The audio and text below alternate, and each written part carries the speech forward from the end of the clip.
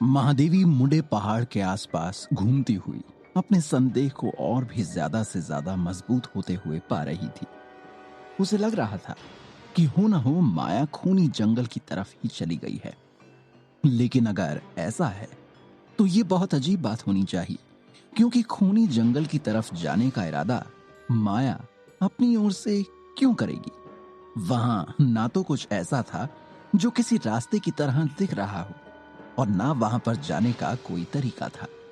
इसका मतलब था कि अगर माया पहाड़ के दक्षिणी इलाके से उतरकर नीचे गई है तो वो पत्थरों और चट्टानों के बीच से ही रास्ता बनाते हुए गई है, और ऐसा करना तो बहुत मुश्किल है। अगर माया को भागना भी होता तो भी इसके लिए वो उस हिस्से को क्यों चुनती जहां आगे जाकर सिवाय पत्थरों और झाड़ झंखाड़ के और कुछ भी नहीं दिखता है। ये सारी बातें महादेवी के दिमाग में संदेह के रूप में बढ़ती जा रही थी, और उसे इस सारे मामले में किसी बड़ी साजिश की बू आ रही थी। आगे बढ़ते हुए महादेवी ने उन सारे रास्तों पर चहलकदमी की जहां से माया शिविर से नीचे आ सकती थी। उन सारे रास्तों पर माया की ऊर्जा का कोई चिन्ह नहीं था, लेकिन फिर भी महादेवी अपने आप को इस बात के लिए आश्वस्त कर लेना चाहती थी कि माया उस तरफ नहीं गई है।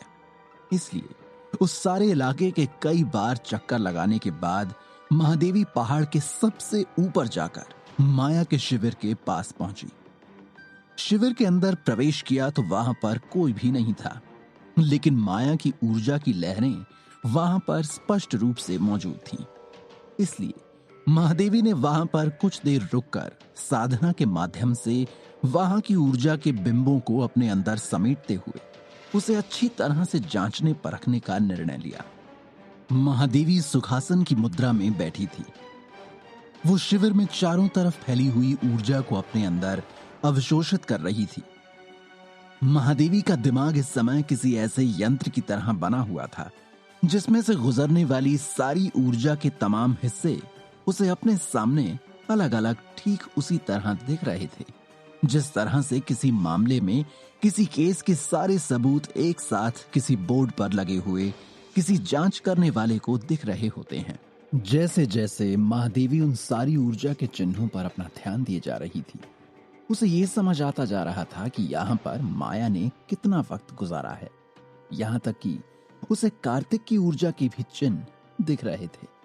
ये तो स्पष्ट था कि वहां कार्तिक नहीं आया था, लेकिन महादेवी महसूस कर पा रही थी कि माया के शरीर में कार्तिक की जो ऊर्जा मौजूद है वो कुछ ही समय पहले बहुत ही उद्वेलित अवस्था में आ गई थी, जिसकी वजह से उसके चिन्ह शिविर में चारों तरफ फैले हुए थे। माया और कार्तिक की ऊर्जा के अतिरिक्त वहां पर राम्या और काम्या की ऊर्जा की भी उपस्थिति थी, जो कि स्वाभाविक ही थी, क्योंकि इन दोनों को महादेवी ने माया का ध्यान रखने और माया को अभ्यास कराने की जिम्मेदारी दे रखी थी। अभी तक ऐसा कुछ भी महादेवी को पता नहीं लगा था जिसे वो शक की नजर से देख पाई थी। लेकिन अगर ऐसा था तो इसका मतलब ये होता कि माया खुद अपनी मर्जी से कहीं गई थी। अपनी साधना समाप्त करके महादेवी वहां से निकलने ही वाली थी कि तभी उसे एक और ख्याल आया। अभी तक महादेवी जिस समय में ऊर्जा पर ध्यान लगा रही थी वो सुबह के समय का हिस्सा था। उसके बाद माया वहां से निकली थी, लेकिन यह भी तो हो सकता था कि माया के निकलने की वजह कोई और व्यक्ति नहीं था, बल्कि उससे पहले उसे दी हुई कोई सलाह या उससे पहले शिविर में आने वाला कोई व्यक्ति इसका कारण बना हो। ये सोचते ही महादेवी के दिमाग में एक बात कौंध गई। इसलिए उसने अपनी जांच में समय का हिस्सा बढ़ाते हुए उससे पहले की ऊर्जा को भी अपने अंदर समेटते हुए उस पिछले समय की जांच करना शुरू कर दिया। और इस जांच में थोड़ा सा आगे बढ़ने के बाद ही महादेवी अचानक से चौंक गई। उसे कुछ ऐसा मिल गया था जिसकी उसे बिल्कुल उम्मीद नहीं थी। उसे लग रहा था कि अब माया के गायब होने की वजह को वो समझ रही है, लेकिन अगर ये वही वजह थी जिसे महादेवी ने सोचा था तो इसका अर्थ था कि माया अब एक बड़ी मुसीबत में थी और जल्द ही वहां से उसे निकालना बहुत जरूरी है। महादेवी ने उस ऊर्जा पर ध्यान लगाया और पाया कि वहां पर जिस व्यक्ति ने माया को संपर्क किया था वो होटल विशाखा से संबंध रखता था। होटल विशाखा एक बहुत ही अजीब और विचित्र जगह थी। ऐसा कहा जाना भी मुश्किल था कि वो कोई जगह थी, क्योंकि वो दरअसल एक तरह का ख्याल था और उस जगह का अस्तित्व ख्यालों में ही हुआ करता था, ना कि वास्तविक दुनिया में। तो क्या माया ख्यालों की दुनिया में है? महादेवी चिंतित थी। माया का इस समय होटल विशाखा में होने की बात सोचकर महादेवी के चेहरे पर गंभीरता आ गई और उसके माथे पर बल पड़ गए। अगर उसे माया को जल्द ही राहु काल के लिए तैयार करना था तो उसे होटल विशाखा से निकालकर यहाँ वापस लाना बहुत जरूरी था। दूसरी ओर अगर माया की नजर से देखा जाए तो होटल विशाखा का उसका अनुभव बिल्कुल भी बुरा नहीं था, बल्कि ये तो बहुत ही खूबसूरत अनुभव था। माया जब उस बादल जैसे दरवाजे के अंदर कदम रख रही थी तब उसे इस बात का पूरा यकीन था कि यहाँ उसे श्वेता ग्रोवर मिलेगी। उसने नहीं सोचा था कि अंदर का मामला कुछ और ही है, लेकिन उसके अंदर कदम रखने के बाद माया ने पाया कि वहां एक बहुत ही बड़ा मैदान था जो कि दूर दूर तक रंग बिरंगे पेड़ों और खूबसूरत फूलों से सजा हुआ था। उसके चारों तरफ से चंपा, चमेली और बेला के फूलों की बहुत प्यारी खुशबू आ रही थी। माहौल में सौंधी ठंडक थी और वहां की जमीन कुछ ऐसी लग रही थी जैसे कि सौंधी सौंधी मिट्टी पर अभी अभी होने वाली बरसात के बाद उठने वाली खुशबू के साथ एक प्यारा सा माहौल बना हुआ है। इस सारे माहौल की खूबसूरती को वो देख ही रही थी कि उसने सामने की ओर देखा। वहां हल्की धुंध में बादल जमीन से कुछ ऊंचाई पर घूम रहे थे और उनके पीछे एक विशालकाय होटल था। इस होटल की सारी रोशनी इस तरह से जगमगा रही थी कि उस वक्त वो बड़ी आकर्षक दिख रही थी। जैसा माया ने सोचा था उस हिसाब से वो 3:30 से 4 बजे के आसपास का समय था और इस समय दिन की रोशनी वहां पहुंचना संभव नहीं था। लेकिन उस होटल के आसपास हल्की हल्की रोशनी ठीक वैसी ही थी जैसी सूरज उगने के ठीक पहले होती है। माया को अपने आप में एहसास हुआ कि कहीं ऐसा तो नहीं है कि उसने सफर में ज्यादा वक्त बिता दिया है और उसे इस बात का एहसास नहीं हुआ कि वक्त क्या है, क्योंकि बाहर रोशनी है, मतलब सूरज निकलने वाला है। अगर ऐसा हुआ तो इसका मतलब ये होता है कि जल्द ही शिविर में सारे लोग जान जाएंगे और महादेवी को ये पता लग जाएगा कि माया वहां पर नहीं है। माया बिल्कुल नहीं चाहती थी कि ऐसा हो। माया बस जल्दी से श्वेता से अपनी मुलाकात करके उसे अपने इरादे के बारे में बताना चाहती थी और उसके बाद वापस जाना चाहती थी। अब माया को भी एहसास हो रहा था कि वापस जाने में उसे अच्छा खासा समय लगने वाला है और अगर ये सूरज के उगने का वक्त हो गया है तो उसके बाद श्वेता से बात करने के लिए शायद 20 मिनट से ज्यादा का वक्त नहीं होगा। अगर श्वेता वहां पर थी तो उसे निश्चित रूप से उस होटल के अंदर ही होना चाहिए था। ये सोचते हुए माया उस होटल के दरवाजे के करीब पहुंची और वहां उसने देखा कि एक हट्टा कट्टा नौजवान बहुत ही सलीके से खड़ा है। माया को अपनी ओर आते देखकर उसने सर झुकाकर उसका अभिवादन किया और कहा, आपका स्वागत है माया जी। हमें आपकी आने की सूचना दी गई थी।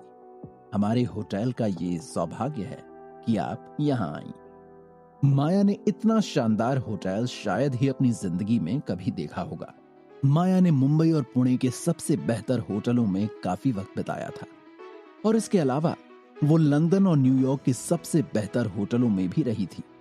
ताज होटल का तो काफी अच्छी तरह से उसने मुआयना किया था, लेकिन उसमें से भी कोई भी होटल इस होटल के सामने एक लॉज ही लगता।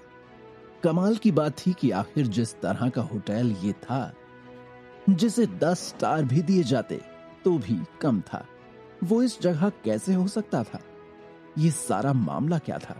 इस बात की गहराई में जाने का मौका तो माया को तभी मिल सकता था जब उसकी मुलाकात श्वेता से होती। वो साफ साफ उससे पूछ सकती कि वो यहाँ क्यों है। क्या ये उसका और महादेवी का मिलकर दिया हुआ एक सरप्राइज है? अगर ऐसा है तो माया ने सोचा महादेवी ने फिर उसे उस पहाड़ी जैसी जगह पर क्यों रखा, जहां पर कोई पर्याप्त सुविधा भी नहीं है? शायद साधना के लिए उस तरह की जगह बेहतर होती होगी।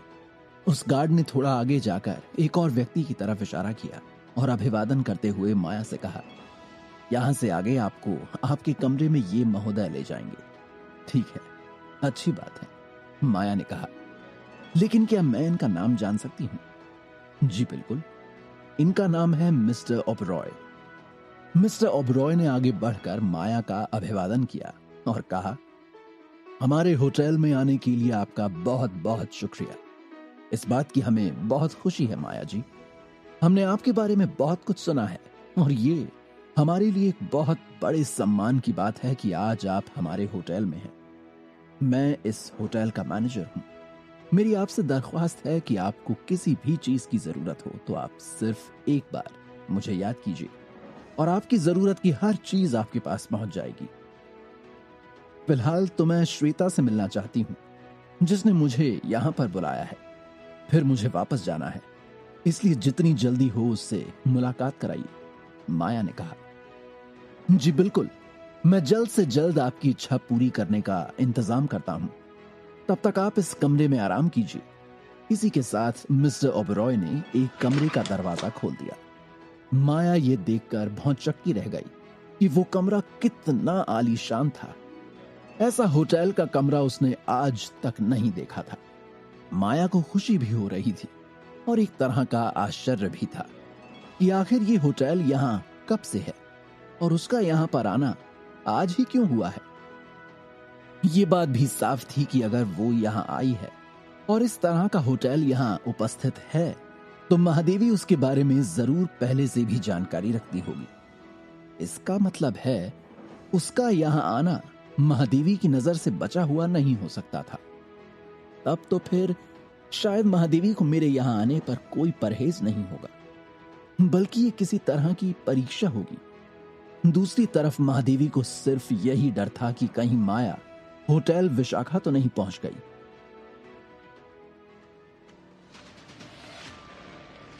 आखिर क्यों महादेवी को यह बात अच्छी नहीं लग रही थी कि माया इस आलीशान होटल में है?